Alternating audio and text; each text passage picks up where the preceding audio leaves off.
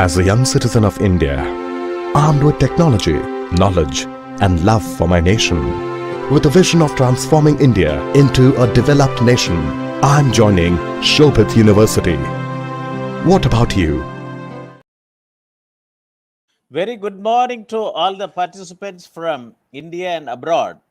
Shobhit Institute of Engineering and Technology, Meerut, a NAC accredited with A grade deemed to be university, and its Centers of Excellence, Center for Agricultural Informatics and E-Governance Research Studies, and Center for Agribusiness and Disaster Management Studies, extend greetings to all the participants from India and abroad who are attending today's national webinar series on doubling farmers' income by 2022 and beyond, Atmanirbhar Bharat in Agriculture. This webinar series is being hosted on every Thursday at 11 a.m. to 1 p.m. Indian Standard Time, and today is 28th September 2023. The webinar is on very important topic, smart tribal farming, measures for increasing economic productivity and empowering Lambadi tribes in Suryapet district, Telangana state. On behalf of the Honorable Chancellor, Honorable Vice Chancellor, the faculty members of the university, and on my behalf as Professor Emeritus and Chairman of the Centers of Excellence, Center for Agricultural Informatics and E-Governance Research Studies, Center for Agribusiness and Disaster Management Studies, Center for Informatics Development Solutions and Application, Center for Industry 4.0 Technology Studies and Application, and Center for Health Informatics Computing. Let me welcome today's guest speakers who will be delivering the talk in the 119th edition of this national webinar series. Professor is Reddy, President and Executive Director of Participatory Rural Development Initiative Societies. Dr. Neeraja Pasupuleti, Assistant Professor, Department of Botany, Cluster University, Kurnool, and Madam Sree Lakshmi, Consultant, Participatory Rural Development Initiative Societies. I wish to inform the participants and the speakers that the university conducts two webinar series, namely National Webinar Series on Doubling Farmers' Income by 2022 and Beyond, Atmanirbhar Bharat in Agriculture, on every Thursday, and International Webinar Series on Open Source Digital Technology Towards Self-Reliant India on every Saturday in association with African Asian Rural Development Organization, New Delhi. And this is so far 118 webinars have been organized, and it has been received very well. It has initiated and facilitated many startups to come. And if I would like to read all the 118 lists, it will be very long time. But I will give some important topics which are relevant for today's topic. Role of agricultural cooperative societies in e-governance. A self-contained village, a felt need of the day. Smart hill agriculture, a digitalized hill agriculture value systems. Integrated mariculture, aquaponics, and precision agriculture for income revolution. Smart tribal agriculture, optimizing value chain. Digital agri-tech and industry perspective. Land resources information system in India present and road ahead. Understanding market dynamics for increasing for income. Sustainable soil and land management for climate smart agriculture. Big data in smart farming. Weather decision technologies for increasing farm income. Role of technologies in mitigating crop risk.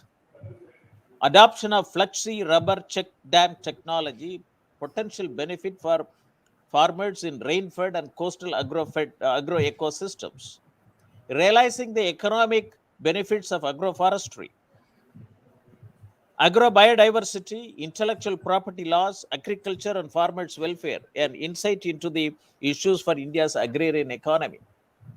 Manufactures and application of biochar for increased soil fertility and crop productivity. Sustainable integration of livestock with agriculture and farm income increase.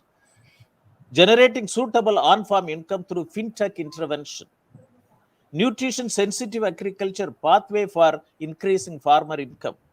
Open insurance ecosystem for agriculture producers. risk management solutions to overcome repercussions on farmers' income, market stability, and food safety. Circular bioeconomy towards resilience, urgent need for redefining raw materials and modified waste management policies and regulations. Supporting of farmers for market only will help doubling of income by 2022. Rural transformation for farmers' income increase. John Deere's journey in India, integrated precision agriculture solutions. Bayer's carbon farming initiative, post-production intervention, maximizing value for farmers.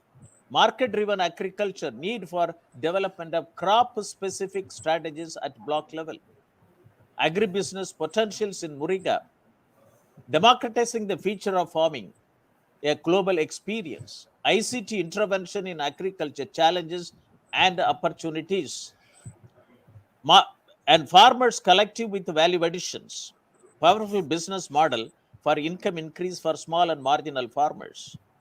Agriculture market in India, defects therein and remedial measures, if any. Sustainable food production, impacting life through livelihood promotion and value chain development. Organic spices cultivation for doubling of farmers' income. Agriculture exports management, imperatives of integrating with the global value chain at the earliest. Agriculture value chain, challenges and opportunities.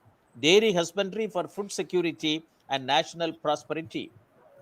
Doubling Indian farmers' income through indigenous cows, opportunities and challenges. Livestock insurance ecosystem. Innovative future farming, need for design of agriculture. Empowering rural farmers by co-creating value-added products. Food value chain, issues and challenges and potential. Harnessing opportunities in rain-fed areas, pathway for prosperity.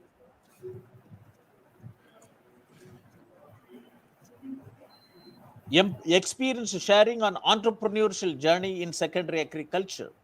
Agriculture resources information system and micro level planning for enhancing farm health, key to achieving the doubling farmers income by 2022 agenda put forth. Climate resilient smart hill agriculture, Jawad Hills 2050. Smart and collaborative agriculture, the way of the future. Smart tribal farming, step towards optimization of doubling farmers income by 2022 committee. Recommendations in Jawad Hills. Smart tribal farming, empowering particularly vulnerable tribal groups, Chenchu tribes in Nallamala Forest, Andhra Pradesh. Smart tribal farming, doubling ginger crop yield through natural farming method in Araku Valley, Alluri, Sitaramaraj districts. Smart tribal farming, empowering tribal farmers, Goya, Kondareti region of Godavari region. Doubling farmers' income, empowering through bioenergy farming, and creating more nutritious and sustainable food supply. Smart tribal farming, empowering tribal farmers through indigenous and frontier technologies for sustainable livelihood opportunities and economic prosperity.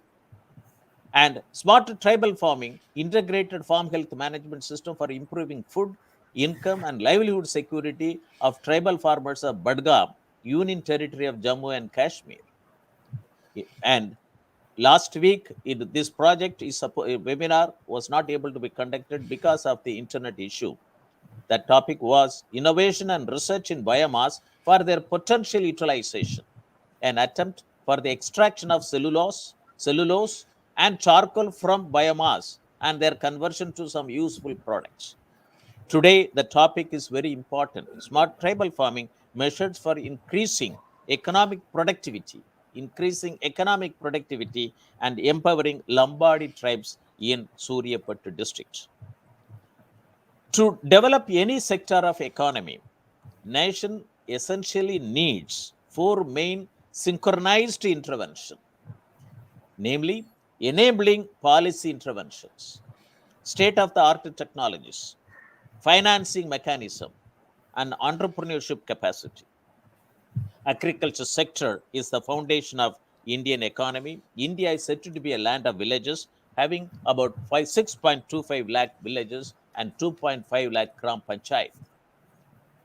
Farmers needs timely location specific, and personalized information for effective control on their production, risk, and then market their produce to identified market opportunities.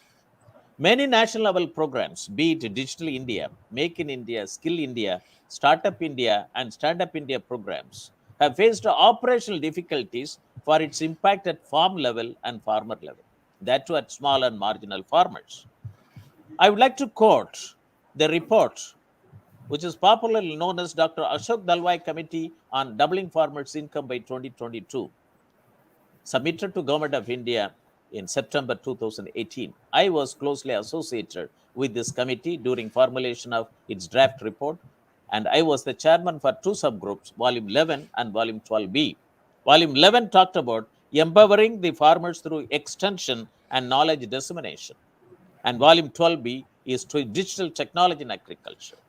This talks about synergization of all the government schemes at village level. Digitalized agriculture, digital technology, and innovation in agriculture through three categories: smart irrigated farming, smart rainfed farming, and smart tribal farming. I introduced that smart tribal farming category in that report itself. And why many people asked me that smart irrigated farming is fine, smart rainfed farming is fine. Why did you introduce smart tribal farming? I suggested there is a tribal sub plan, integrated tribal development projects. But the thing is that many tribal farmers have land. Agriculture extension services are yet to reach them. So by smart tribal farming, now some government budget will go on tribals' land on their farm, and digitalized agromet advisories and agricultural risk management solutions, digitalized agricultural resources information system and micro level planning, digitalized agriculture value chain for 400 agriculture commodities, digitalized access to inputs, technology, knowledge, skill, agriculture, finance, credit, marketing, and agribusiness management. Digitalized integrated land and water management system, per drop, more crop. Digitalized farm health management for reduction of farmers' loss. This gives an integrated farm health management, farmer health, plant health, animal health, soil health, water health, fish health, and environmental health. And I would like to quote our Honorable Prime Minister, Shri Narendra Modi, in his Man Ki Baat program on 29th November 2020. He said, I quote, our farmers, farm sector, villages are the foundation of Atmanirbhar Bharat. Our Honorable President, Her Excellency Draupadi Murmu, is taken over as the President of India last year. Then I thought that as a former Director General, National Informatics Center, and a technocrat worked in the area of IT and agriculture, it becomes my responsibility to propagate the implementation of smart tribal farming component, as our Honorable President comes from the tribal community. I made a presentation to the Minister of Tribal Affairs. They asked me that, Professor Moni, please submit the proposal through the state government with respect to tribal, development projects. That's why my journey took from last year onwards to contact many NGOs to work in a cluster of 10 to 15 tribal villages to realize smarter tribal farming. And I'm very happy that Professor S. Vengu Reddy, Participatory Rural Development Initiatives, initiative systems, have initiative society, Participatory Rural Development Initiative Society, has joined with us to initiate pilot project in Suryapet district. And smart tribal farming, it's a digital transformation of agriculture in tribal areas for manifolding tribal farmers' income. A pilot project in a cluster of 10 to 15 tribal villages in the districts of India, and Soviet Institute of Engineering and Technology, Meerut, and non-governmental organization and public-private research institutions will get involved for food, nutrition, health, livelihood security, and economic productivity of tribals. And we have Atmanirbhar Bharat. It is our Honorable Prime Minister's vision to make India, self-reliant nation through 5 pillars. That is through 5 I's: intent, inclusion, investment, infrastructure, and innovation. And we have in 2023-24 India's budget, our Honorable Finance Minister talked about seven principles, Saptarishi principles, which talks about that that to revolutionize the agriculture sector by encouraging agri startup and natural farming, and also introduced that Prime Minister's particularly vulnerable tribal groups development mission. We have sustainable development goals of the United Nations and the Agenda 2030, the future we want. 17 sustainable development goals and 169 targets to be achieved. And by undertaking smart farming, digitalization of agriculture systems will facilitate many sustainable development goals to be achieved. Informatics network value chain is a very important a development alternative, and smart and collaborative agriculture is the way of future. Agroecological and sustainable agriculture is facilitating natural farming in a very big manner. When budget 2023-24 also gives boost to natural farming, it also talks about government will assist 1 crore farmer, 1 crore farmer, to transition to natural, or chemical balanced farming over the next 3 years.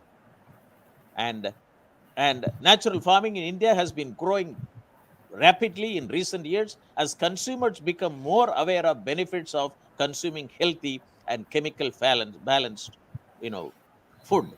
And eco farming revolution also taking place in India. And I'm very happy that in this series, in this webinar series, we have initiated a separate category, smart tribal farming, how to empower tribal farmers through indigenous and frontier technology for their sustainable livelihood opportunities and economic prosperity. And indigenous technologies have to be documented, and it is very important. And in the frontier technology, the Ministry of Science and Technology, the Department of Science and Technology, has come out with that how to create science, technology, innovation in tribal area, STI in ST area, science, technology, innovation hub for ST area. And this project will facilitate achieving the vision of the Ministry of Science and Technology in establishing science, technology, innovation, technology hub in ST area. And it talks about a lot of priority areas: land use, ecology, environment and energy, effective and sustainable utilization of available natural resources, development opportunities for local communities around protected area, and facilitation of technology mission for projects and complementary activities. Also, I would like to quote, last year there was an international conference in Jawaharlal Nehru University, New Delhi. It talked about significance of technology in empowering tribal community of India. Significance of technology in empowering tribal community of India, tribal way of life and sustainable development, indigenous knowledge systems, health, education, agriculture, technology for tribal affairs, some of the categories to mention. Today's topic is measures for increasing economic productivity and empowering Lambadi tribes in Suryapet district. They are the largest tribal community of Telangana with a population of 20.44 lakhs spread across the state according to census 2010-11. After the formation of the new state of Telangana on 2nd June 2014, the state government has attached topmost priority for the development of scheduled tribe population of the state, which accounts for 9.34% of the total population, which is significantly higher compared to the percentage of 6.99 scheduled tribes in the combined state of Andhra Pradesh. Major STs in the state are Nayakpad, Pradhan, Kolam, Ant, Irkula, Lambadi, Thoti, Chenchu, Kondareti, and etc. etc.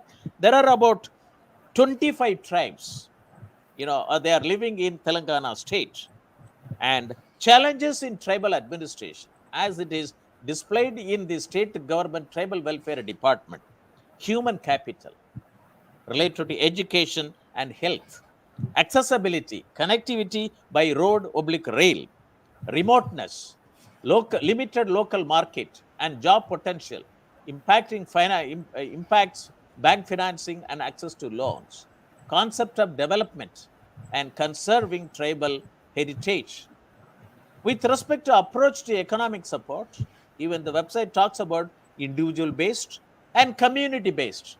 Community based, it talks about farmer produce organization and MSME programs like minimum, farmer produce procurement and value addition, and development of particularly vulnerable tribal groups, tribal artists, and so on and so forth.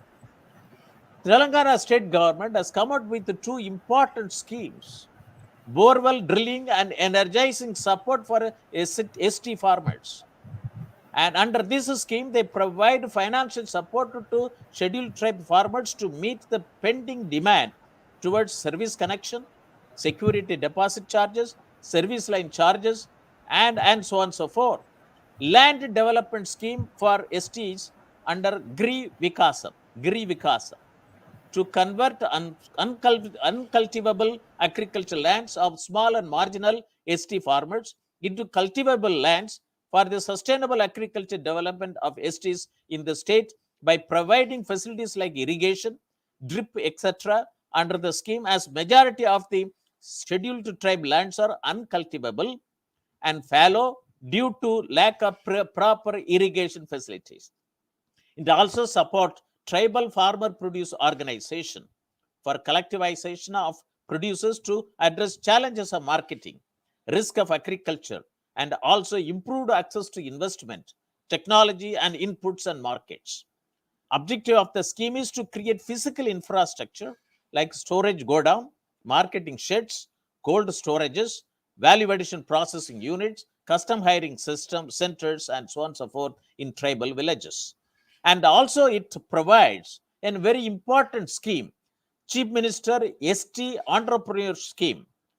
It has given, entrepreneurs are given hand-holding support through Indian School of Business. In 2017-18, the government of Telangana has given 50 crores allocated, and 2018-19, 55 crores allocated for CMST Entrepreneurship Scheme. And with this, we will now turn to the address by the speakers on the very important topic, smarter tribal farming, measures for increasing economic productivity and empowering Lambadi tribes in Suryapet district, Telangana district. This topic will motivate and galvanize the participants watching our telecast through facebook.com/Shobhit University India, youtube.com/Shobhit University in, or linkedin.com/company/Shobhit-University for establishing startups in the area of smart tribal farming in association with PRDIS, facilitating agriculture and rural transformation in Telangana state. On 17th August 2023, we had the talk, Smart Tribal Farming, Empowering Tribal Farmers through Indigenous and Frontier Technology for Sustainable Livelihood Opportunities and Economic Prosperity by Dr. Sundaram Sheshadri of Indigenous and Frontier Technology Research Center, Chennai. Let us unlock the opportunities in India at the earliest. Let me introduce our guest speaker, Mr. Manish. Professor S. Vengu Reddy, President and Executive Director of PRDIS, that is Participatory Rural Development Initiative Society, is an agricultural extension and rural development specialist with over 3 decades of experience in teaching, research, training, and extension work connected with agriculture and rural development. He has hands-on experience in extension management, sustainable agriculture, institutional development, evaluation studies, and capacity building programs. Professor Vengu Reddy worked in several capacities in India and abroad as professor, advisor, consultant to different national and international institutions, including World Bank and Food and Agriculture Organization, in the capacity of Agriculture Extension Service Advisor, Consultant, Technical Manager, Professor and Head, Extension Education Institute, Andhra Pradesh Agriculture University, and Associate Professor, Assistant Professor, Extension Education Institute, Agriculture Colleges, Andhra Pradesh Agriculture University. His area of interest include agriculture extension management, integrated rural development, agriculture training and human resources development, monitoring, evaluation and studies, extension communication, participatory planning, technology development, etc., etc. Professor Vengureddy attended and presented papers in about 70 conferences, workshops, seminars of national and international organizations, directed and organized about 384 training programs for agriculture and other rural development functionaries, directed and implemented field level sustainable agriculture rural development programs, and so on and so forth. Currently, he is the chairman of Network NGO Organization Parent and director of JN Agritech International Limited and member of expert group on agrobiodiversity of National Biodiversity Authority, Government of India. And he is also the founder trustee of Sarvareddy Vengureddy Foundation for Development and honorary advisor on agriculture extension services to Government of India. With this, I would like to request and invite Professor Venku Reddy Aru to participate in the national webinar and give his initial address. Over to you, sir. Thank you, Dr. Moni Saab, and at this age and your interest, to help the country and the downtrodden is admirable, and we all salute to you for your effort. And the topic that has been chosen by you is also apt in the present day circumstances. We are all talk about small marginal farmers normally, or rain-fed areas, as you rightly put it. And I am happy that in Dalwai Committee on doubling of farmers' income, you have also added a smart tribal farming. I think tribals of this country definitely needs a special attention. You cannot club them as a small or marginal farmers and then try to put it. But each one of them, to me, the tribals have different type of indigenous technologies which we may have to tap. Number one. Number two, I have also worked in Chhattisgarh and Jharkhand earlier for 5 years. I think we were instrumental in also improving their economy and empowering them, and especially we dealt with paddy and other crops which they were dealing with a small minor input of frontier technologies. We could able to make them self-sufficient and also economically powerful. So this journey of 5 years in Chhattisgarh and Jharkhand of in the villages, remote villages, has given PRDIS an enough courage also of conviction. And we have also been awarded a national award by the President then, Abdul Kalam ji, for this effort, particularly on sustainable agriculture and promoting the economic welfare of the tribal farmers in those states. I'm privileged to mention that, especially because we are talking about the tribal farming. And I have also had an experience in Andhra and Telangana, especially. And while we are trying to do our programs in agriculture and all that, and I could also visit number of tribal areas and give you advice and guidance, as you rightly said, about 9% in Telangana, especially there are tribal people, and on the whole also about 7.5% in the combined Andhra Pradesh at that point of time. Uh, and of course, the focus of attention, as you said, many tribal, there are different subcastes and all that. but Lambadis are predominant, definitely here. So as you try to say, you know, Yanadis and Chentus and other people in Andhra, you know, Kurnool and, you know, other districts of Andhra. So we thought, you know, by discussing with you, so we decided earlier also, I attended a few webinars, and therefore we thought this is a good ground, particularly Suryapet district to be chosen. And also there, and we have also thought that Lambadi tribes are the people, you know, we definitely need, you know, little more impetus. See, it is not that you are bringing them from the grassroots level.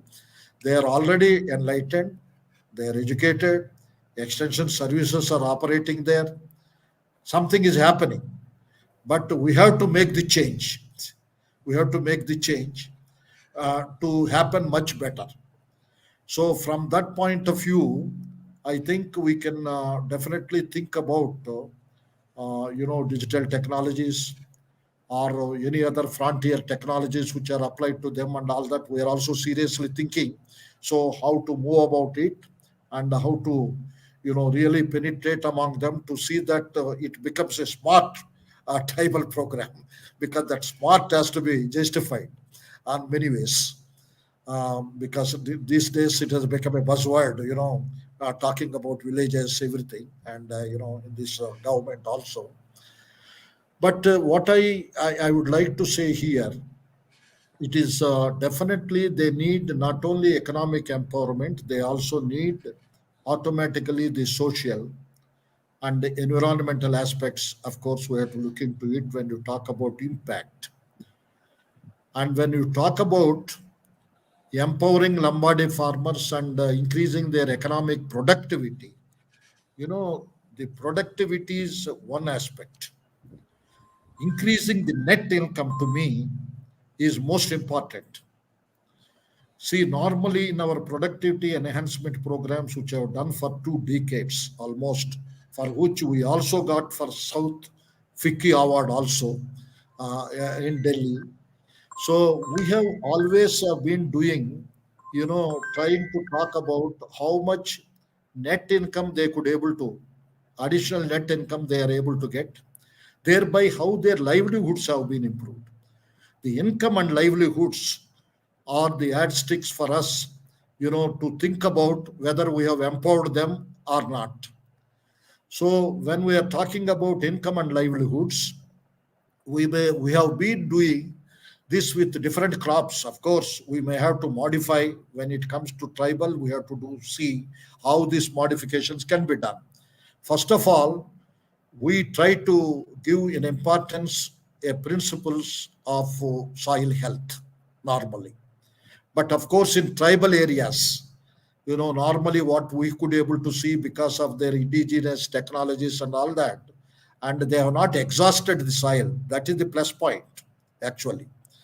So if they have not exhausted the soil, how can you also make them economically, you know, better, you know, by, you know, carbon credits? You know, I am just telling about the future technologies.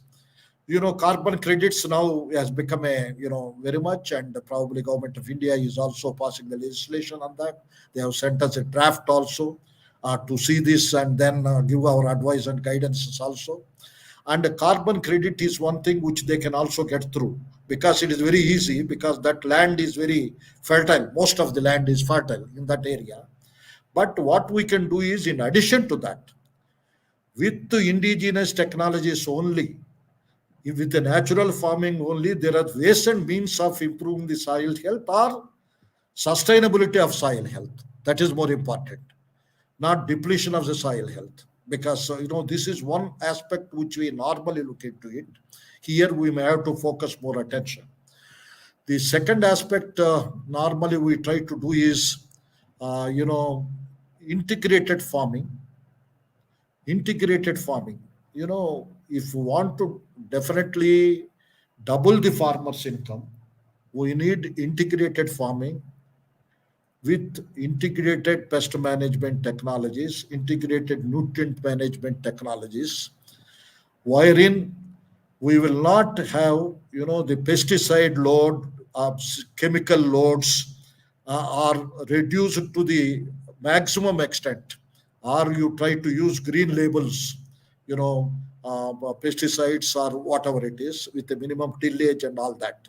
So integrated farming and integrated pest management is the two answers also, which we may have to focus here also. There is no two opinion about it.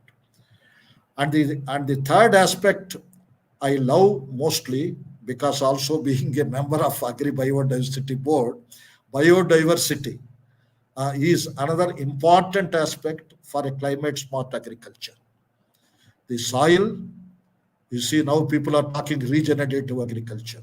Anyway, these what is nomenclatures are different, but when we talk about the soil, when we talk about biodiversity, biodiversity is equally important. Of course, the integrated farming system also answers part of it, and we should go a little more beyond. In a community approach, I am talking about. Some of these things cannot work. You try to have a isolated one or two farmers and try to do that. So my approach, what I am thinking is, most of it has to be community approach. Initially, we train people. They can be, probably torch bearers to train others also. Eventually, in second year, third year, we must able to embark upon the whole village. Probably had developed. All farmers in that particular village, tribal villages, are being empowered. So if we can able to achieve that, many other factors, doing an isolated efforts also will be plucked up, and it will continue. Yes, sir, you have rightly told. Organizations like farmers producer organization, cluster organizations and groups and other things can eventually can come in and take over. Eventually can come, because sustainability of the project is also important. And when we can able to see at the end of 4 year or 5 years, whatever you think about 5 years, and they themselves are managing their own programs and all that, I think until then both of us to be there alive to see them. This is what my desire. I am thinking about, very very very frankly. So that type of a satisfaction, it improves the health and longevity also to me also. So once we do that, the fourth dimension, which we have to think about also there, um, then we should also think about, after the biodiversity, we are thinking water. Water is a wonderful input now. So some of those areas also are having, nowadays, Telangana is almost, because of the number of projects and all that, about 70-80% of the land is under irrigation now, and much more is going to come. So wherever it is there is something which is very very important for water saving. And there are two methodologies now. One is either you go for some of the horticultural crops and vegetables and all that, drip irrigation. Of course, it is free of cost for the tribals, I know, so they don't need to invest anything. And the second one, we can also think about, on the water saving aspect, direct sowing in paddy, for example. They are also having paddy, and paddy direct sowing has become a reality now. And you have the instruments for even intercultivation and other things. A lot of saving of water, lot of saving of this one. And in fact, saving of water also will also give us the carbon credits, which we are trying to do in, Bapatla area, in Andhra Pradesh actually. So somebody is trying to examine that. So on the carbon credit side and the water saving also on the direct sowing and few other things with the minimum tillage. So the another aspect is markets. Okay. So and secondary agriculture. Of course, you have rightly mentioned, sir. I think many people are doing agriculture, but we are not focusing our attention on secondary agriculture. This is one element where tribal areas also, it is very very important, because normally they try to catch up even what they have, trees also. See, trees, they have tamarind trees, this one, that one. They try to plug them up, and then they also have indigenous processing, but some of them directly sell it with the middleman. I think we should look into that also. It is not farming means whatever they have in the farm. That's what I feel. So we should able to attempt it. Every resource we have to tap. So from that angle, secondary agriculture becomes much more prominent in this area, in the tribal people. I think we may have to think over and focus our attention on that. And of course, as you very rightly told, from the beginning, you have been voicing on the marketing and supply chain. So marketing is another problem. Money. That middleman exploitation to the tribals is continuing. It is a perpetuating disease for this country. That's what I would like to say in one word. Once we can able to eliminate that, connect them to the markets, connect them to the credit institutions directly, I think we will be able to win over the war. See, of late, as you said, there are many schemes also to get the finances and other things. Cluster development schemes of MSME. There are many cluster development schemes of MSME which are also giving for this secondary agriculture and processing and other things even to the extent of 5 crores almost. So some of the other things also, in addition to, we submit a project. So as you rightly said, convergence is more important. So we can have a convergence with other agencies, maybe CSR, maybe, we can think about MSME and other things also. It is not just depending upon agriculture, state government, central government will not serve the purpose if we want to really achieve our target within the period and time. So convergence and linkages are much more important. And certainly, if we can able to make that, there are several schemes in Government of India. Huge money is available, but we must know so what to tap, what not to tap. And if it is a tribal welfare, they will give a preference actually. So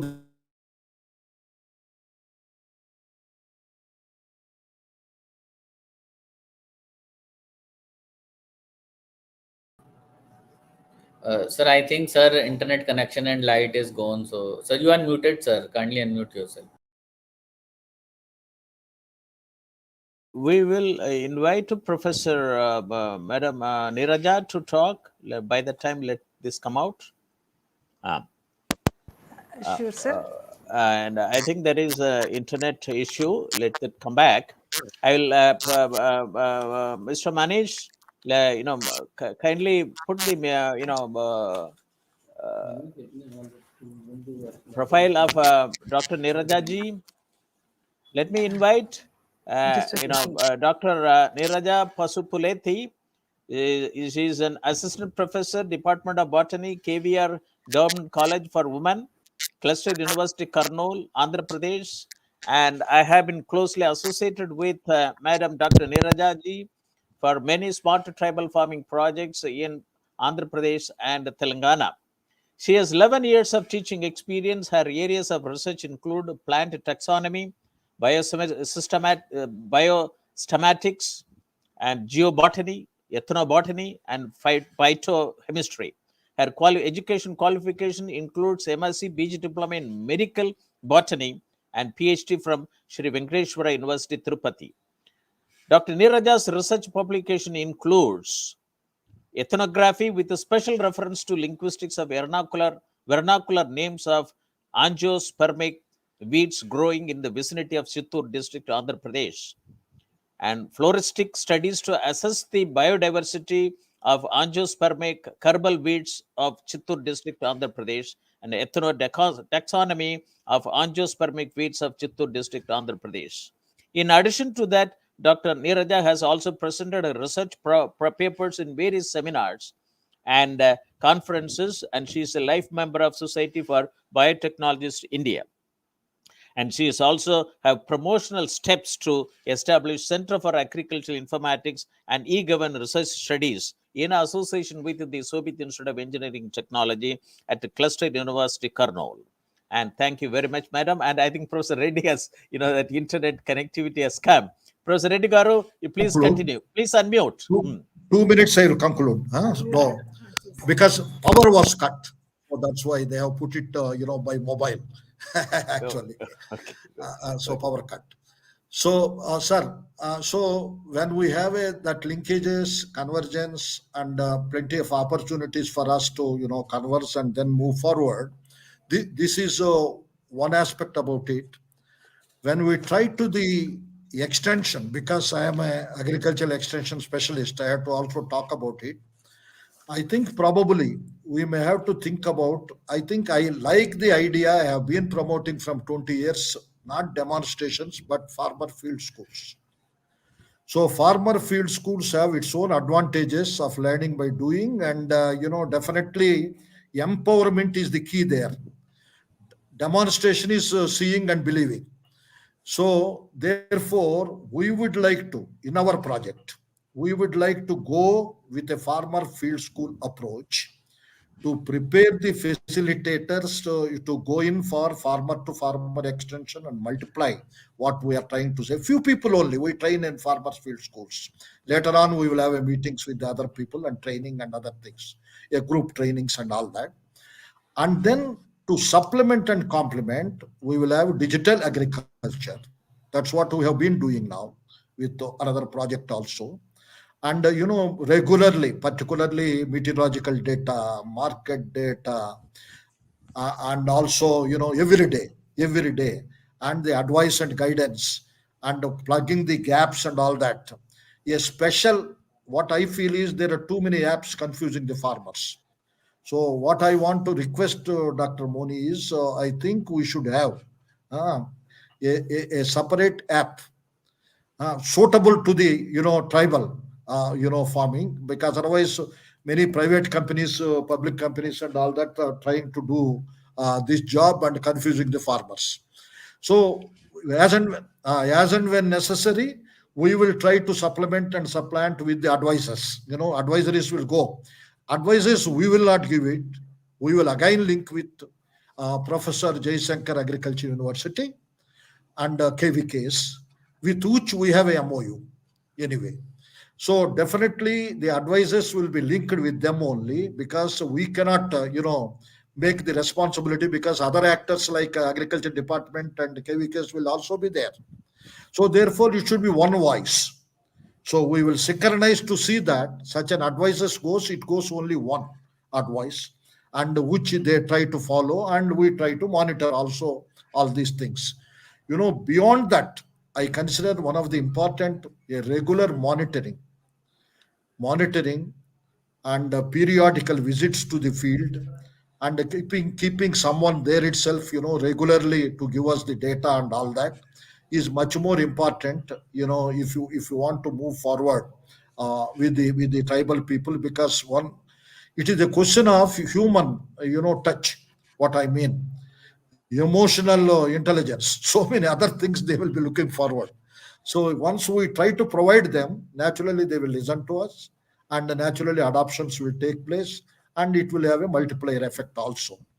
So I think keeping these type of things in view, of course, success stories of tribals also is very important. Some of them we have documented also.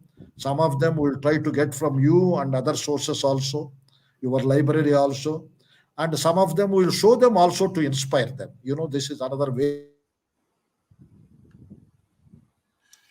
and and many other things. Probably I will try to put it in my project proposal, in a draft proposal which we are going to send to you as a draft, zero draft. So zero draft has to be vetted first, and later on, after taking all of your sessions, then I will circulate it, and then we'll go for the government and other agencies. Right, please. Thank you very much, Professor Vengo Reddy Garu, and I'm very Yes. happy. And our association for more than 2 decades, and also Yes, I that know. and it's very nice that I know. and I know. I very know. important. That's why, even though Mm. I didn't want to ask, the profile, but I searched the profile and got it from internet, and I thought that I should utilize it. And Dr. Moni Saab, I would like to, although it is live, I would like to also, one thing I want to announce also, in Jabalpur in January 25th to 28th, there will be a national conference on natural and organic farming, where we are thinking about more of tribals and indigenous people have to be invited and all that. And it is with the ICR, Indian Council of Agriculture Research, and our organization, is also a co-organizer. So I am already recommended, and I have given your name. You will be getting the invite, and you should speak on smart tribal farming there. Okay, Right, thank sir. you, thank you, thank you, Right. thank you, thank you very much. We'll work together to see to that. Sure. Definitely. 1,42,000 tribal villages, which the Government of India set it for model villages. Through this project, Sure. we'll make it as a smart model village, smart tribal farming. That And is the our beginning, lifetime achievement.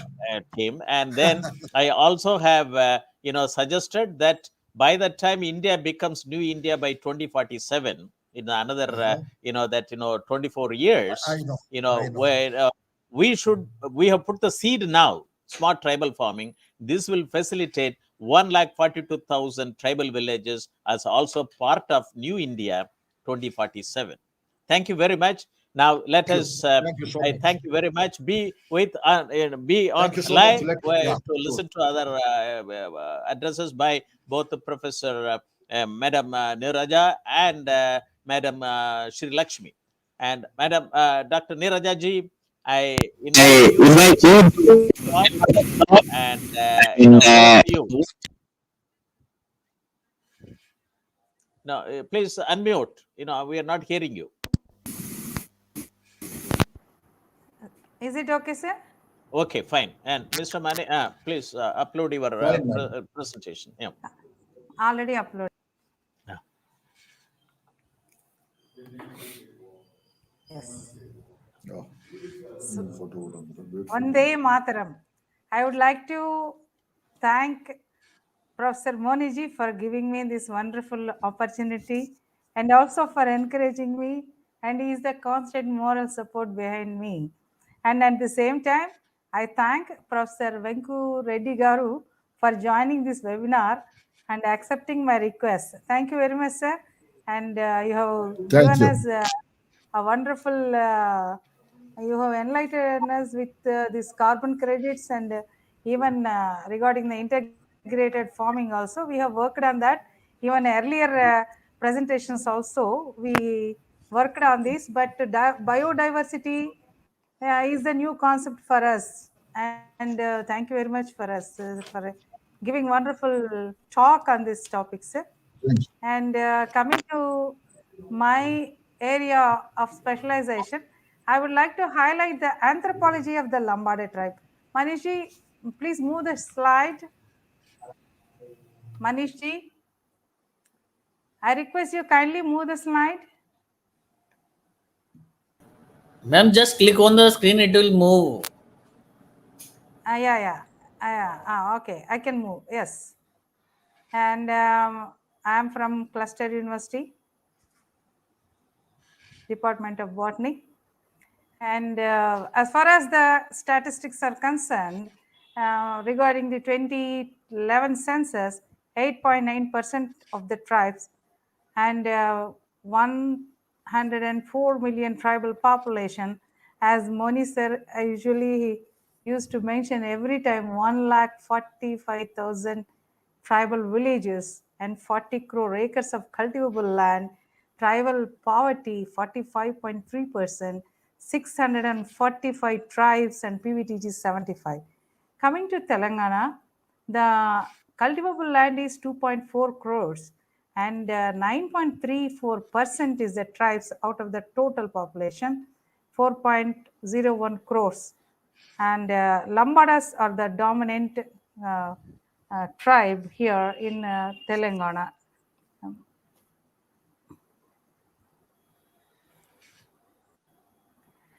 And coming to the Suryapet district, where we wanted to select the cluster of villages, And I got an emotional attachment, and I'm very happy to talk about this because I worked in Telangana before bifurcation and after bifurcation also till 2019. I was in Telangana. I worked in Khammam as well as in Warangal.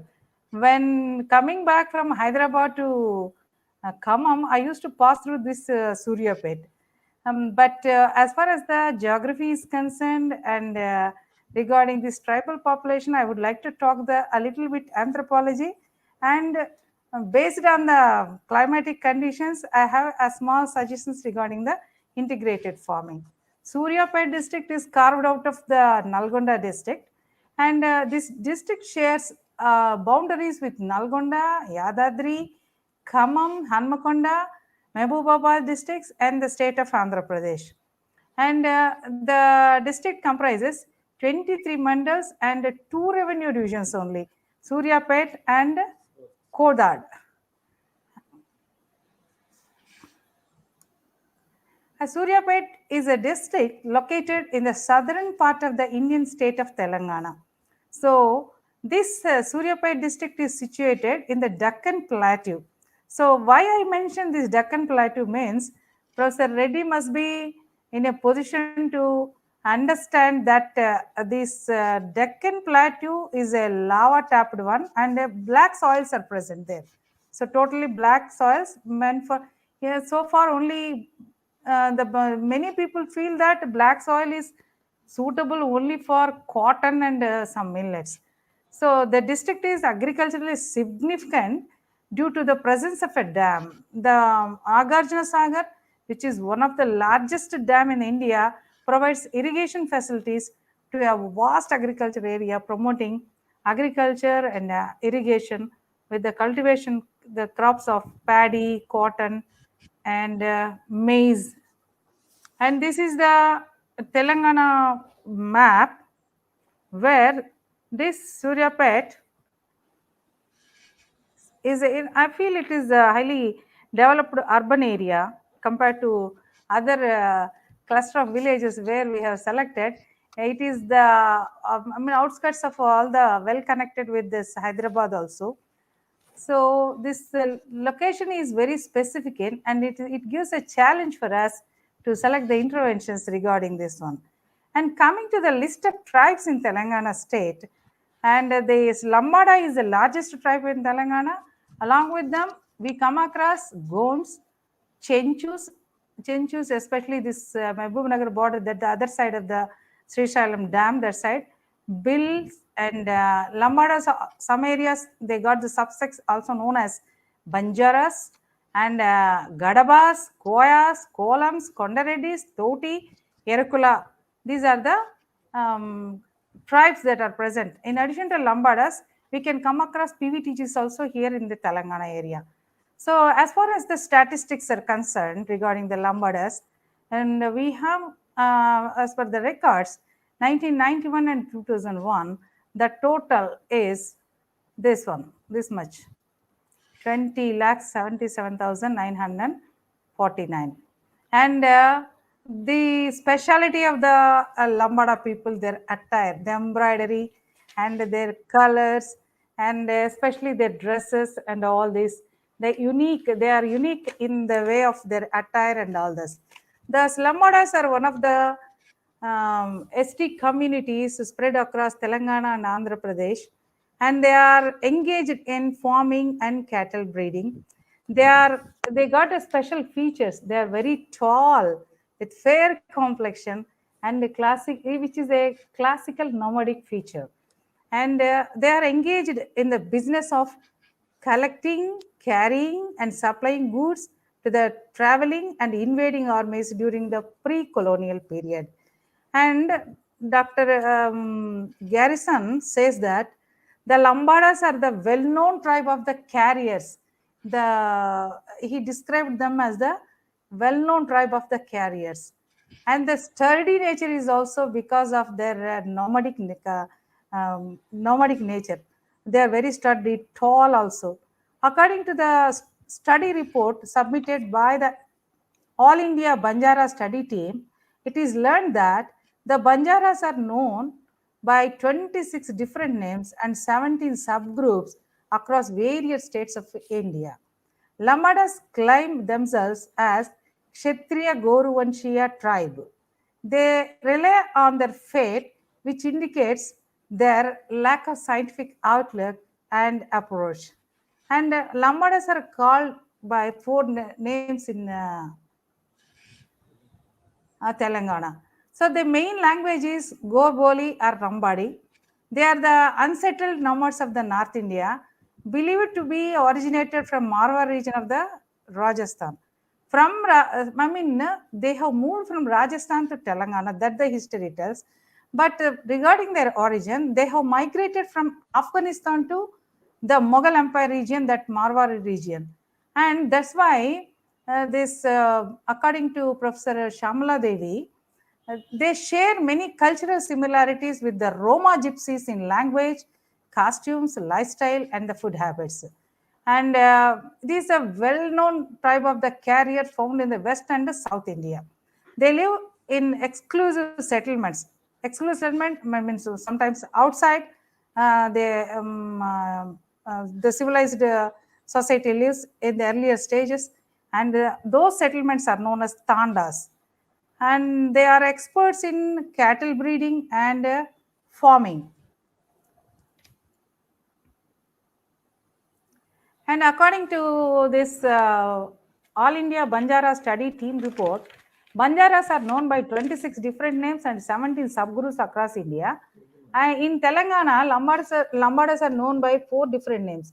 Sugali, the name is derived from, just as an ethnobotanist, I'm interested to know about the etymology of that word, how it has derived, so that we can trace out their culture. The name itself gives us the hint about their culture and the genetic constitution, mentality, psychology, everything, so that we can select the suitable interventions by pleasing their mind. That's my intention of going back and studying this etymology. So they are known as Sugalis, which is the word derived from the corruption of the word Supari, as they were the beetle nut traders earlier. So beetle nut. Now also in India, this beetle nut plantations are gaining the importance in the horticulture. I don't know whether Professor Venkata Reddy agrees with me or not, but in our area also, in Kurnool district also, some areas, these beetle nut trees, the horticultural, even the areas where they don't have proper irrigation also, they are promoting this, and they are saying that they are seeing some profits. That's why I used this term. Sugali is derived from the Supari. This means earlier they were the beetle nut traders. So I feel they'll be very happy if we add the intervention include this one, the beetle nut rising, tree rising. And next is the Banjaras. It is the name derived from Sanskrit word Vanya Vanijya Karakas. That indicates that their talent of they are purely merchants, so that they can do business very well. So agri-business component we can include. So we can think about the best agricultural business for the Lambadi people. And the Prakrit word is the Vanijaro. So from that they gain the name Banjara. And Lambada. Lambada is the word that means, Lamba means lengthy. So it probably refers to that they used to move from one place to another place, and the caravan consists of the long bullock carts, and then they move from one place to another place. That's the reason they are known as Lambadas, means nomadic tribe, no? And the last form is the Vanajari. So that is, Vanaja means from the Vana means forest. So even now also they got a special talent that they collect the forest produce from the deep forest, and they sell it. So they got that inbuilt talents for moving from very far places, and they can act as a carriers, and they got the talent for rising the horticultural crops also, agricultural, cattle, and then they can be a good merchants also, so business also. These are the inbuilt talents as far as the Lambadi tribe is concerned. The community also known as Banjaras, and it is the Banjaras also prominent tribes in the Telangana region. They have very rich cultural heritage characterized by the unique practices and the customs. And one of the important custom which has, this bride price, and that indicates they are the nomadic tribe, but still they practice the egalitarian society. That means dowry system is absent in that community. It's a wonderful thing to notice. Now in the female child and these gender inequalities and that, these tribes, they used to they don't have the dowry system in the traditions and customs. They got this what you call bride price. So they have given due place for the women, and the gender equality they have practiced right from the beginning. So it has touched my heart, and I'm fascinated by their lifestyle and the customs and traditions. The Lambadas are famous for their vibrant and energetic dance forms, including the Lambada dance. This dance involves a rhythmic movement of the feet, intricate hand gestures, and the use of the colorful costumes and the jewelry. And they maintain the rhythm, and also with the rhythm of the seasons also. They perform certain festivals which are in tune with the rhythm of the nature. The music plays very important role in the Lambada culture. They use the traditional instruments like kanjiras, flutes during their performances. And coming to the Smart Tribal Agriculture Action Plan for the Empowerment, and even I would like to emphasize on the usage of information and telecommunication technologies for the development and empowerment of the communities. Economic development through value chain, supply chain. The model will work around the human resources at the village level as an individual, family, and society, working out linkages, identification of the right stakeholders, analysis of the services, working out the methodologies, digital enhancements, digital enablement with the digital connections for the right stakeholders, and necessary infrastructure.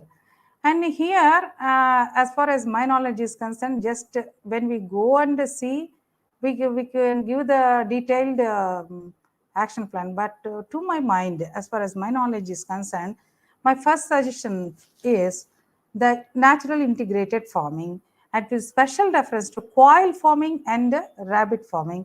And next is the digital village, value addition for the produce and health management. And coming to the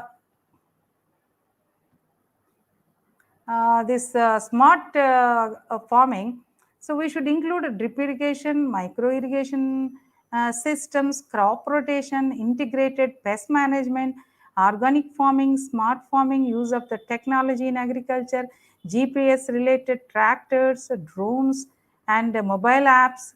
Then high yielding varieties, soil health management, market access, and then this training, then drought resistant crops and all. In the These are some management techniques. So as far as this coil farming is concerned, I would like to suggest this coil farming, because we know we have studied the anthropology of the, as far as the anthropology of the Lambadas are concerned, they are very good cattle, agricultural, they are the farming as well as cattle rearing and animal breeders also. They are very good animal breeders also. So these the doubling the farm income, and for generating the income, we need to look into the easy ways, or I feel in addition to poultry, we can think about the quail farming, because quail are the very small game birds mostly found in the European and North African regions of the world. This bird is considered to nest on the ground, and it is noticed for its stocky structure and short, very short legs. This one, see this whole body, and the legs are very short. The bird has a have varied plumage, this one, and it matches with the soil also, and often raised for its eggs and meat. It is believed that Japanese people started farming these birds, game birds, and revealed the domestic raising methods to the whole world. Now, many countries do commercial quail farming business for meat and egg production. The meat and the eggs of the quail are tasty and highly nutritious, and some areas they are used for the cure for the asthma also, and even for this heart problem also. This cholesterol content is very less. That's why it is gaining importance. Now, many countries do commercial farming because of the taste and all, and the meat exclusively for meat and egg production. The meat and the eggs of the quails are very tasty and nutritive when compared to the poultry eggs. That is the reason for its great demand now. So this business is considered easy and flexible and highly profitable. It requires less capital investment and labor. Any type of weather condition is suitable for quail farming. Most important fact is that it can be raised along with the other birds successfully, but with a little risk factor should be taken into consideration. And the advantages of the quail farming, these are all very small birds, so needs very small space. So low feed cost, and the birds are highly disease resistant. They grow very faster and gain maturity within weeks, the fifth week onwards. They can lay eggs from the sixth to seventh weeks of the age. Eggs hatch in about 16 to 18 days. Meat and the egg taste is very good and are rich in the the nutrients. Small investment, less labor, easy to start commercial farm, and less risky. Great demand for the meat. Food conversion ratio is very good, and with low cost of the birds. These are all the advantages of the quail farming. And the characteristic features of the quails are they are very small, and the adult weighs only 150 to 200 grams. So the farmers can sell individual one bird also. So he has to buy it for 10 rupees and he can sell the one single bird for 40 rupees. And the egg is 7 to 15 grams. The female birds can start laying eggs from 6th to 7th week after the birth, and frequency is 1 egg per each day. Average eggs that can be laid by the bird in the first year is around 300. In the first year is around 300. Egg production decreases of the first year of laying, and then they are suitable for we can sell it for the meat. The meat is tasty and it contains very low fat. That is more important.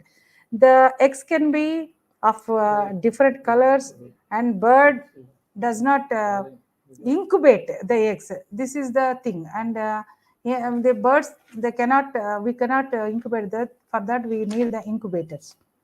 And next one is, I would like to inform you, is about the rabbit farming.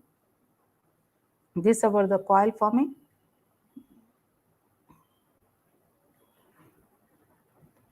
So, and another one is the understanding the target and marketing the quail products, egg and meat is also crucial for successful quail farming. And coming to quail farming has gained popularity due to its small size and ease of management and nutritional value for the egg and the meat. These are the these things to be I wanted to highlight. And cost and profitability also, and these are the important factors. And next is the rabbit farming. I would like to suggest rabbit farming. And rabbits are the pests in African societies. Rearing them is a hobby for young children. Their economic value is as a source for meat, fur, and the animal for medicinal research and other products.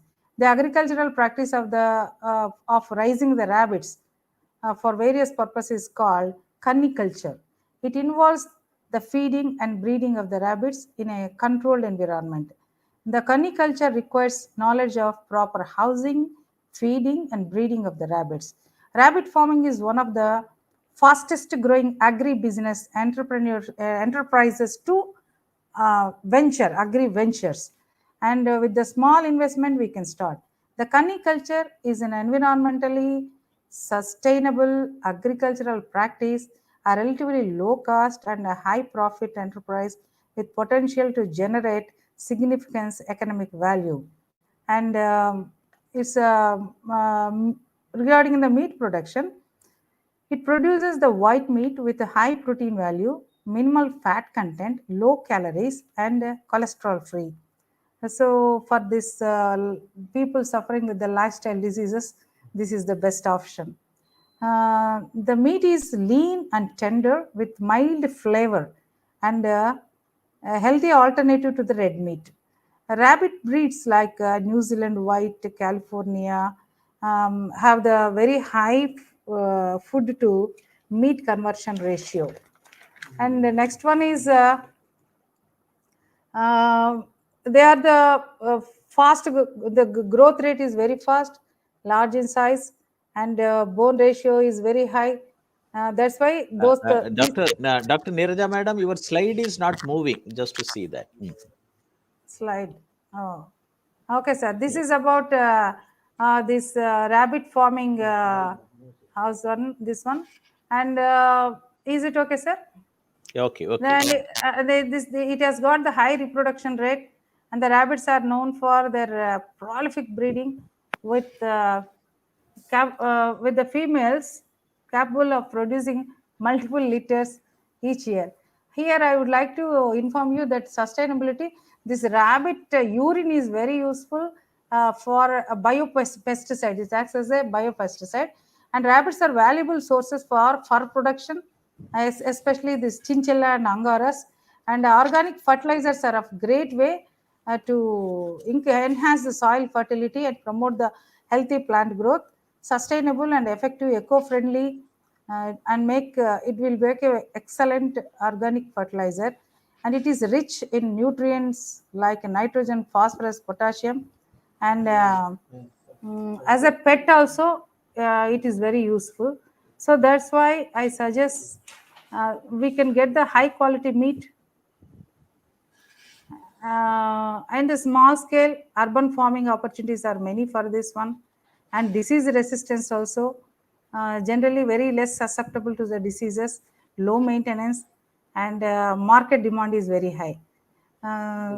With this, I would like to conclude my talk, but I would like to highlight that as far as the Lambada's anthropology, if you study their anthropology, I feel horticulture and agriculture, animal husbandry, in addition to that, this integrated farming, rabbit and quail farming are very suitable for them.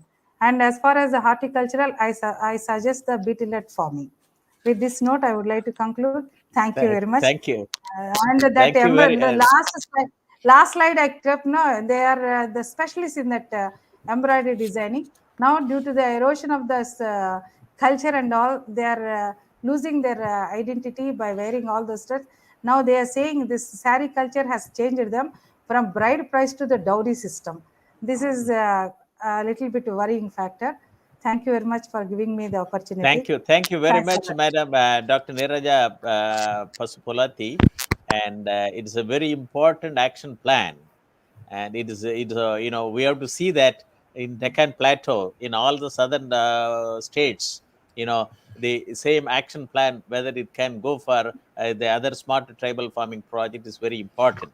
Let me invite Madam Sree Lakshmi and Mr. Manish. Can you put her profile?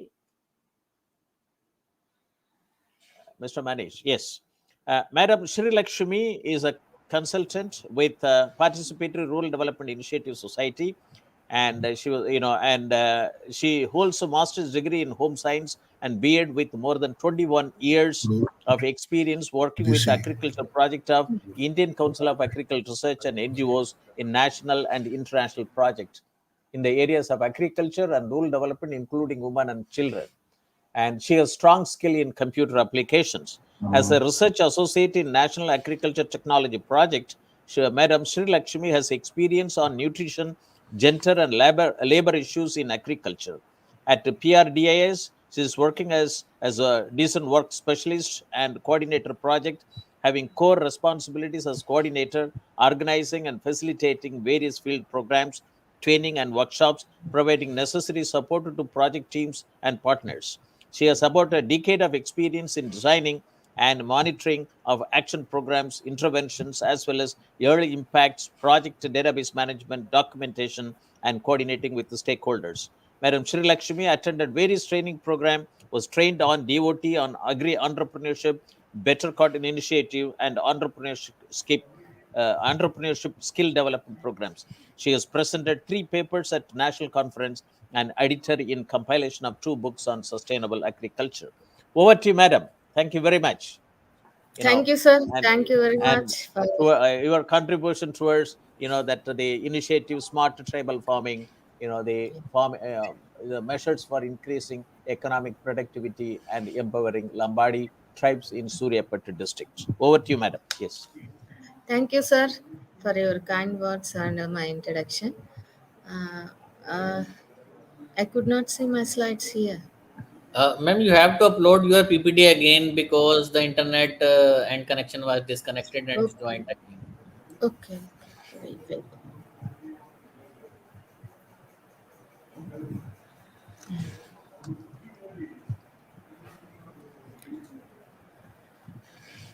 Participatory Rural Development Initiative Society is based at Hyderabad, operating from Hyderabad.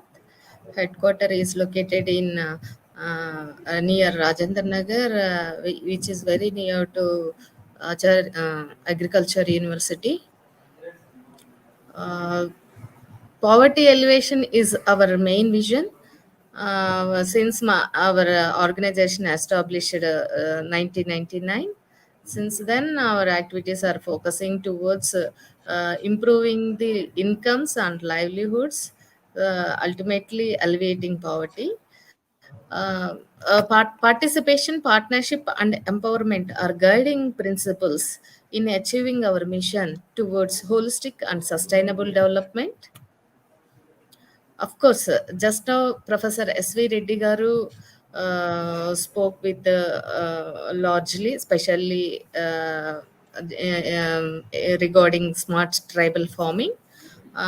Next, our organization focused areas majorly on sustainable agriculture development and livelihoods, natural resource management, including integrated water management programs, capacity building and extension services for the farmers, agribusiness, entrepreneurship, and skill development for agricultural graduates, rural women, youth, and especially disadvantaged people, climate change initiatives, monitoring, evaluation, and impact studies for the schemes implemented by both state and central governments. Of course, includes corporate social responsibility projects. Also, we do monitoring and evaluation.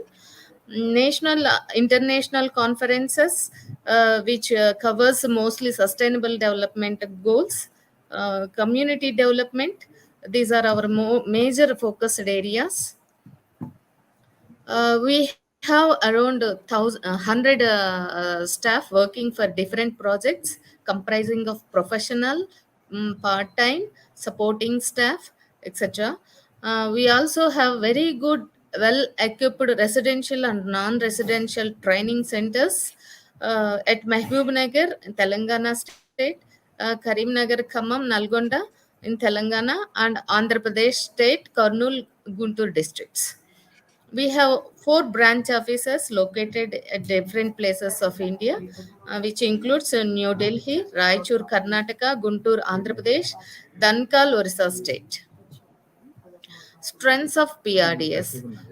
We have a very good strength in several aspects, in several areas. Among them, one is partnership with local grassroots level NGOs, national and international organizations, worked in different states of India and African countries, good infrastructure facility, and we have 8AG and 12A certificate from income tax, CSR form 1 from Ministry of Commerce and Industries, empaneled with CSR TIS, Darpan unique ID.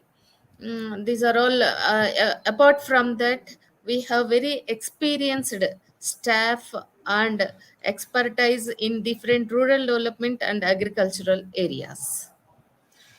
Our major achievements, among them few, just now in our introduction, Professor S.V. Reddy sir has mentioned, we have built the capacity of about 1 million farmers directly on sustainable agricultural practices, leading to livelihood improvement.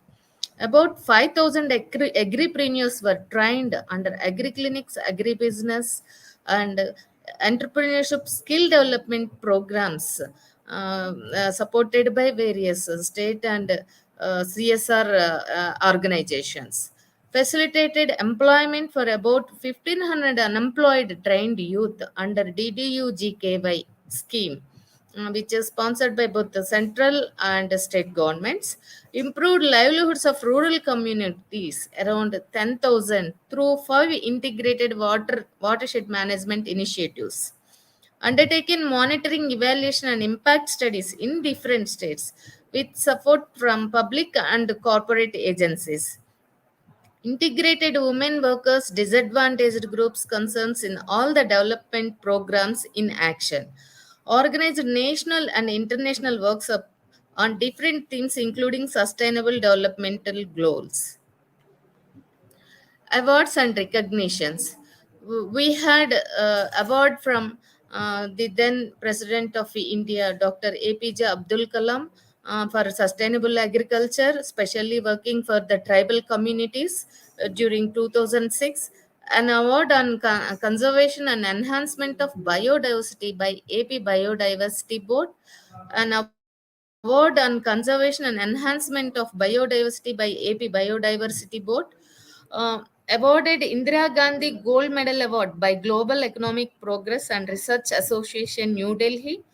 FICCI Award for Sustainable Agriculture, especially for Better Cotton Initiative programs and doubling the farmers' income last year to 2022. Received Special Recognition Award from DZICR for efforts towards sustainable agriculture development. PRDIS represented in several national and state committees, namely Planning Commission, Agri Biodiversity Board, etc. PRDIS is elected as member of multi-stakeholder BCI Council affiliated to Agricultural Skill Council of India and Textile Council of India. These are our awards and recognitions.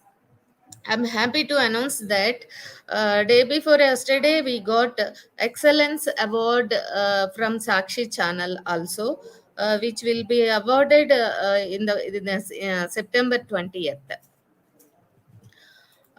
We are happy to show that these many partnerships we have since 1999. I would like to focus lightly on our experience, especially in sustainable agriculture. Since 20 years, we have been implementing Better Cotton Initiative program supported by both BCI, which is a membership organization from Geneva, and FAO, Syngenta Foundation, like that. Many organizations have supplemented and complemented our initiatives, cotton initiatives, since 20 years. Similarly, we have implemented with a focus for upliftment of farmers on sustainable spices, especially chilies, supported by Spice Board, AP Spice Board, IDH, and now Pranadhara Foundation is being supported for that program. Similarly, we have been implementing sustainable paddy cultivation through direct sowing method. Similarly, mechanized technology in collaboration with Pranadhara Foundation. That's what Professor S.V. Reddy sir told his in introductory remarks.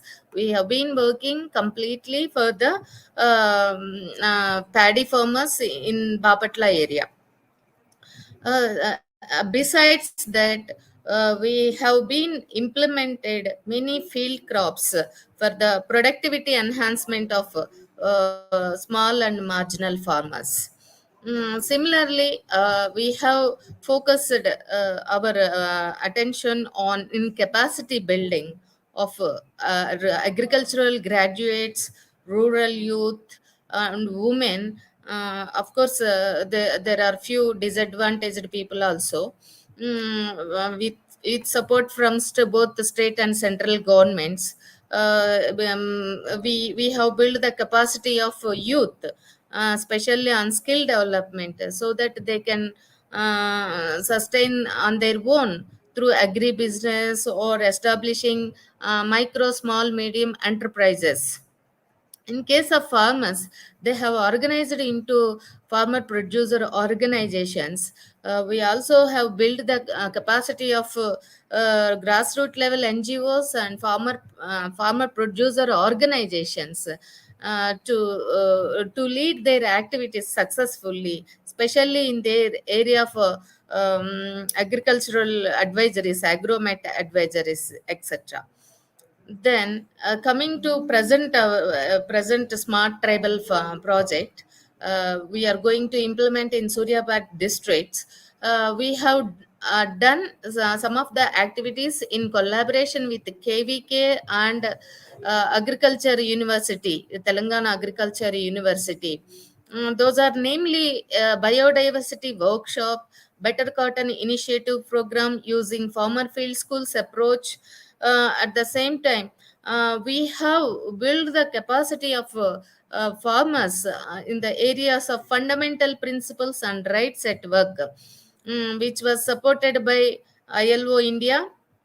Then we have implemented very important and directly related to our current topic, a digital technology initiative for sustainable agriculture and natural resource management to support and create livelihoods for rural communities, which we have implemented successfully in guiding the farmers using agromet advisories shared in collaboration with KVK and agricultural universities, and then need assessments for the proposed interventions. We have done still, though we have implemented some of the activities, still with a view of our present project, we have done need assessment in detail in tribal areas. Of course, earlier we have covered as a whole community. Now, with a focus to tribal areas, we have done some need assessment in that area. After our need assessment, we came to an action plan proposing the following interventions, which combines all technology, education, and community engagement approach. First, we would like to introduce crop monitoring and management app, which will guide the farmers, tribal farmers, on weather forecast, market prices, pest and disease management. And then, of course, we all know as part of integrated crop management, we will address these eco-friendly farming practices uh, to cover various stages of different field crops. Of course, their kharif and rabi crops are mainly cotton, paddy, and vegetables. So we would like to all eco-friendly farming practices throughout the crop season. By implementing, adopting all these practices, we can ensure that environmental sustainability in their communities. And then we have to increase their access to improved seeds, fertilizers, and irrigation systems through our agromet advisories, through other application of mobile practices. And then for our successful implementation, we need to focus on enhancing digital literacy and education among Lambadi community. Of course, they know how to use, but some of them are digital illiterates in using, especially availing the messages and what messages they have got through our crop monitoring and management app. So in that area we need to build their capacity. And then as we are all discussing about market access, this is the key area to improve their income directly. So we have to facilitate them in establishing partnership with agricultural cooperatives or local businesses to create a direct market link for their produce, so that we can avoid middleman and some malpractices in weighing of their produce and payment processes and all. We have to help them to improve their economic status. And then financial inclusion.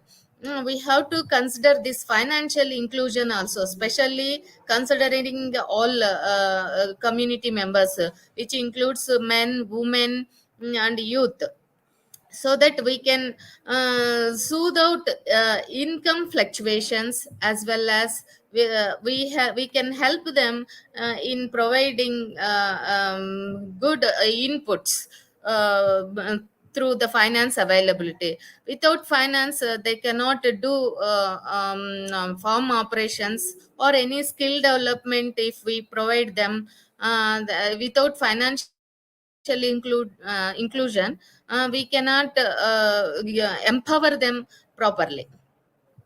Then coming to the off farm season or any off farm related activities, skill development, which is the major area we have to focus to enhance their income levels by imparting skill activities. Already Neeraja madam has covered about the interventions in rabbit farming and quilt farming. So we need to provide them skill training in those areas, so that they will supplement and complement their farm income. And also will be very helpful for the youth and women. And then community based organizations or farmer producer organizations. So we are all implementing these operations as part of agri startup. So to take up these activities after completing our project period, we need to organize farmers, especially Lambadi women, and in an inclusive manner, so that they have to take up these responsibilities, whatever farming activities or off farming activities. So to take forward all these activities, besides providing quality improved quality inputs and access to other resources, which includes marketing. So we have to organize the farmers into farmer producer organizations, and need to build their capacity to take up the activities after closing our project. Then one of the specially needed area is infrastructure development through collaboration.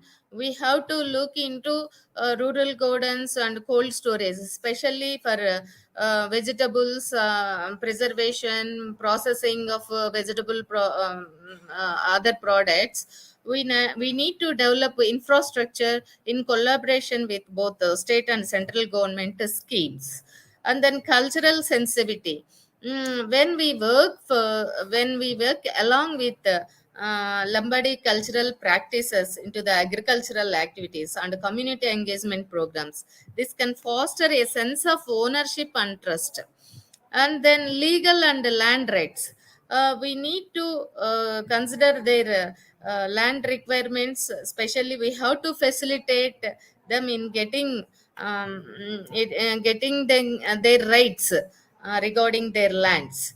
And then monitoring and evaluation, concurrent evaluation and monitoring, and periodic evaluation and monitoring will help us to plug up the gaps and to take up corrective actions in our implementation, so that by implementing all these activities, the proposed agri-tech startup can make a significant positive impact on the economic productivity and overall well-being of the Lambadi tribes in the Suryapet district of Telangana. It is essential to approach this endeavor with a long-term perspective and a commitment to the sustainable development. These are a few of pictures of our awards and recognitions. Thank you all. Thank you all for your patience listening. If you have any doubts, I'm happy to clear them.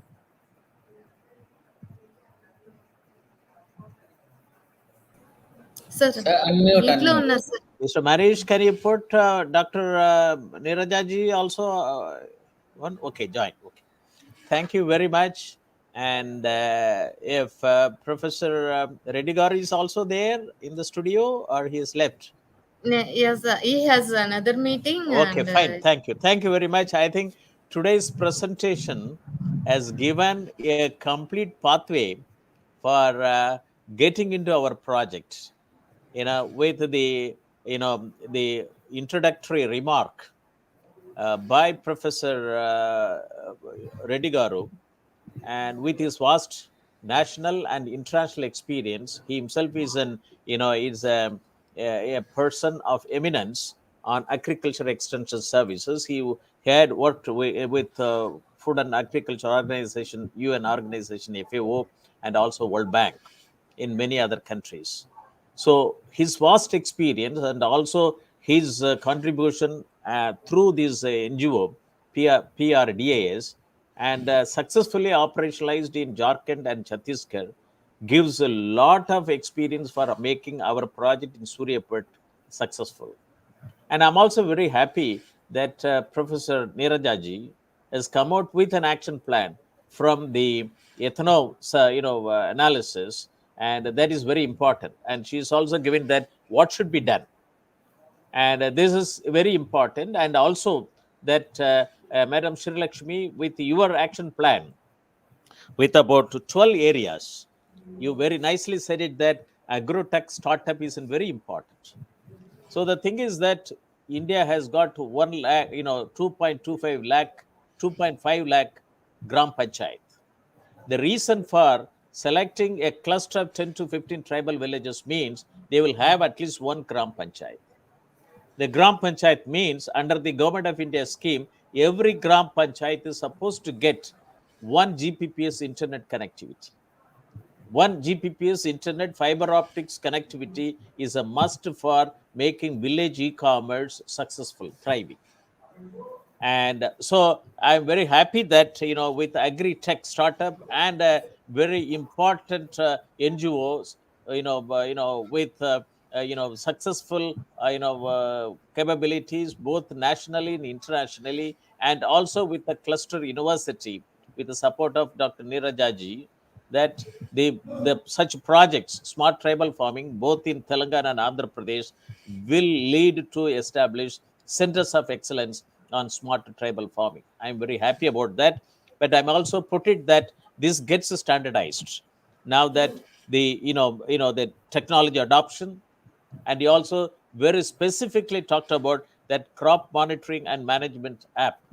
And Dr. Reddy also has told that there are so many apps are available, but specific to smart tribal farming, we have to bring it out. That is, we will come out with a portal, smart tribal farming portal, national portal, and project specific portal, so that we don't have to confuse the tribal area, tribal farming, tribal farmers, tribal community to get into so many apps. We will be location specific, language specific, community specific. Let us do that. And then he also talked about technology adoption, environmental sustainability, digital literacy, education, market access, financial inclusion, and skill development, community-based organization, infrastructure development through collaboration, and cultural sensitivity and monitoring and evaluation, and legal rights and land rights, and also agri-tech startup. I think 12 points which you have mentioned becomes a very good action plan to be considered in every smart tribal farming project. And it is very important. And I'll be very happy that based on today's talk, if we can prepare an approach paper to be circulated, it will be very nice. That because we have to sensitize. We'll be working in this project for the project period of 5 years. But we also, the message has to go to all the other tribal areas in both in Andhra Pradesh and Telangana, that how they did not wait for the 5 years to complete. They can do that in parallel mode. They can also initiate with the help of cluster university and various NGOs associated with the cluster university, and also in the NGOs like PRDIS in Telangana. And I'm very happy that the understanding and the summarization, the abstract activity, the way in which you have envisioned, and I don't think that we will have a problem in operationalizing this project. And I will also put that, if that project format I have already circulated to you, and also that various major headings, but it can have a lot of subheadings. And I will also give that lot of standard paragraphs which has to get into that, so that it will have any project we do it, it should have a national, local, consideration, and also state level consideration and national view, so that this project can be scalable. And many projects which we do will have a scalability both in India and abroad, because tribal agriculture it has got a different connotation. I'm very happy to put the terminology smart tribal farming. It has created a lot of understanding and understanding, and also that importance from Kanyakumari to Kashmir, from northeast to Gujarat. And I'm very happy. And African Asian Rural Development Organization has also taken interest to undertake such projects in their member countries. So that it's very important for our technology transfer to our member countries. And all the member countries of ORDO are politically, culturally, diplomatically very much aligned with India, Bharat. That is very important. And I'm very happy that we have put this seed now, and this will make a way for making 1,45,000 tribal villages also part of new India when we reach 2047, another 23 years. And rightly said it, Professor Reddy and me, we do not know whether to see 2047. And by God's grace, both of you will be there on 2047 to witness this development in that the tribal villages also is a part of new India. And I'd like to hear that Madam Neeraja ji. Now we have got now in Telangana also four projects you have initiated, and one in Anandapur, one in Nizamabad, one in Suryapet, and another one in Bala, in another Sree area. Srisailam, that's Nanjal, No, Prakasam, not in others. Guntur, In Telangana side, Bhadrachalam. Bhadrachalam. So this Bhadrachalam. Bhadrachalam and Anandapur, Anandapur groundnut. is in Andhra Pradesh, sir. Anandapur is Andhra Pradesh. Okay. And No. and Anandapur is in Andhra Pradesh. Yes, okay. in Rayalaseema. And Nizamabad, and then that, and Suryapet, and then Andhra Pradesh. So we Yes. have enough pilot projects. Now we should complete our project preparations and start submitting to the both government of Telangana and the government of Andhra Pradesh. And I'm very happy. Thank you very much. Let us hear from final words from Madam Neeraja ji and then Madam Sri Lakshmi. And before that, let me ask Mr. Manish ji, is there any query has come? Is there anything feedback in the chat box? No, sir. No, sir. No, sir. Okay, fine. Okay, thank you. Yes, Madam Neeraja ji. Your final remark. So really, I'm privileged today, and it's my honor to talk about this empowerment of the Lambada tribes, being ethnobotanist. The tribe is Lambada tribe is very peculiar, and Suryapet district is also a special, because this is the, so far we have identified all the districts. They have got the villages are very interior and very near to the forest and rural environment. But here in the case of Suryapet, it's a kind of urban culture is prevailing, very near to the Hyderabad city. So here the demands and the requirements and the necessary activities are also totally different. So in that connection, to formulate the action plan, I took the help of the ethnobotany only. So the saying is there regarding the to know about the indigenous knowledge. Folk songs and the folk knowledge etymology are the key to open the indigenous knowledge. So to reach the hearts of the Lambada people, I feel the etymology of the names are very important and crucial. I'm surprised to know they have traveled from Afghanistan to India. They worked under the Mughal rule. After that, in the colonial India also, they worked as the suppliers and the carriers. During the war, they used to carry the salt and other essentials like the rice and other things, and they used to travel through the rough and the mountains and the forests and supply the same essential commodities to the army.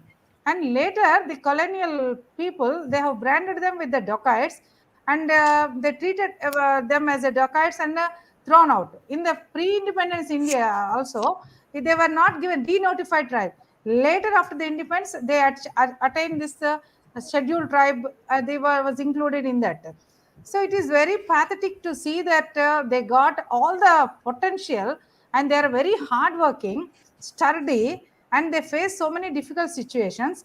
And if we formulate the right thing, then definitely they will prove themselves. And the doubling the farm income generation is the foremost priority. But at the same time, preserving their cultures. And then I wanted to formulate a plan which will be very near to their heart, through their heart only.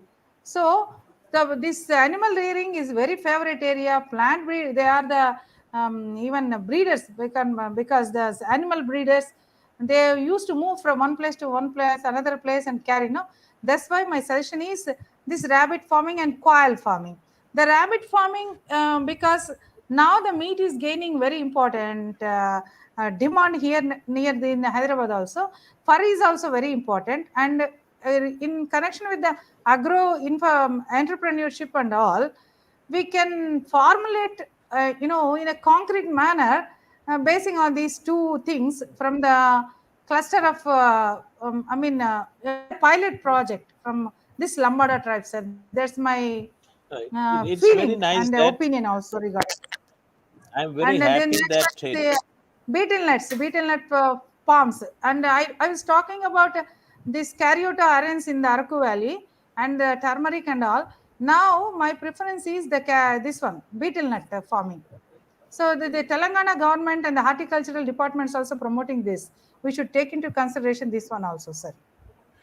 no, it's very nice that, and that's you have specifically talked about the quail farming and also the betel nut, value chain, and also that rabbit value chain, rabbit farming, and And I forgotten my favorite one is the floriculture. And I floriculture. expected Sri Lakshmi will talk about the modernization of this agriculture with the greenhouses and all. So I didn't touch that. And With it was this very nice that, greenhouses, but the jaberas, thing cut is that flowers and all.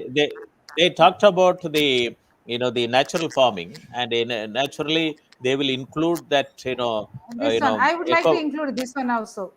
The That's true. greenhouses and poly houses for the cut flowers, especially from the Suryapet, because very near to the airports and all. So export facility is available. So I would like to include floriculture also in this project, sir. Yeah, Suryapet very nice project. that, and we will also include the eco farming, regenerative agriculture, permaculture, organic farming, these components, so that this is it is thriving, but we have to show on the ground. and Yeah. that will be very nice.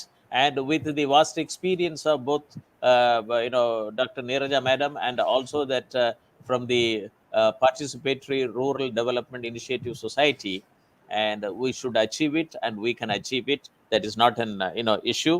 I am very happy that for the last 1 year, of course, for the last 35 years, I'm trying to bring in that digital technology in agriculture. And India is a country, you go one step forward and three steps backward. The administration will make you to go back three steps. But as a person who was with the determination, I didn't, I would say one step forward and one step forward, and documented now with the support of the very important, the NGOs like PRDIS. Now we are moving forward, and I'm getting a lot of good support from the public sector research institutions like a Cluster University. And I'm very happy that if the Shobhit Institute of Engineering Technology, deemed to be university, would not have, taken initiative way back 10 years back, and also asked me to join after my retirement, today it would have been a different area. One, that private sector universities are taking leading Sir, interest. excuse me, lot of audio disturbance. Please correct it. Hello. Is it it is audible now? Okay, sir. Now, okay. Okay. And I'm very happy that if the Soviet Institute of Engineering Technology, deemed to be university, 10 years back, they took interest to get into agricultural informatics, establishing 5 centers of excellence. I want every university, deemed to be university, engineering colleges, have to establish 5 centers of excellence to bring technology to the rural area. See, rural India can make India in a top three world economy, not the urban India. Rural India can make, and with a natural resource management, available natural resource management, every district, India has got 772 districts. Every district can become a self-reliant republic, and everything can grow based on natural resource which they have, and that is very important. And this is where technology intervention will bring in. And if Singapore can do 45% of their water recycling, wastewater recycling, why can't we do it? And and lot of good natural resource environment, more rainfall than what Israel gets it. 120, 127 agroclimatic zone, 365 days of sunshine, and we have enough on the ground. But the thing is that every institution has to adopt, and we have to make our boys and girls with respect to that, this you know field to lab, not lab to field. That they have to work. That's why I know Professor Reddy Garu was telling that under this project we should establish farmer field school, rather than demonstration. We have to see to that, that learning by doing. And it is also a very important thing that farmer field school is one of the important component in the pilot, our area. And agri-tech, that agri-tech startup will establish the farmers field schools, with respect to the commodities which we would like to monitor, and so on and so forth. So thank you very much, madam. And Madam Sri Lakshmi would like to convey your final remarks. Then we can close the webinar. Yeah, yeah. Yeah, okay, okay, sir. I think all of us together will achieve the intended objectives, especially for the benefit of tribal farmers. I thank on behalf of PRDS and myself for your wonderful efforts, Madam Neeraja Madam and Moni sir. So we all together, I think we will make a remark in the smart tribal farming. Thank you all. Thank you very much. And I would like to, thank our Honorable Chancellor, Honorable Vice Chancellor, and faculty members, and also that the members of PRDS and the members of Cluster University, And I also would like to thank Honorable Vice Chancellor of the Cluster University for the support which he has been, extending for, establishing, the Center for Agricultural Informatics, E-Government Research Studies in Andhra Pradesh. And the same thing has to take place in Telangana. It has to come. And I'm very happy that this today's program has gone very well, and it has been live for the last 1 hour 59 minutes 46 seconds. So, and let us go for the best, and let us get on to the project proposal preparation, from today onwards.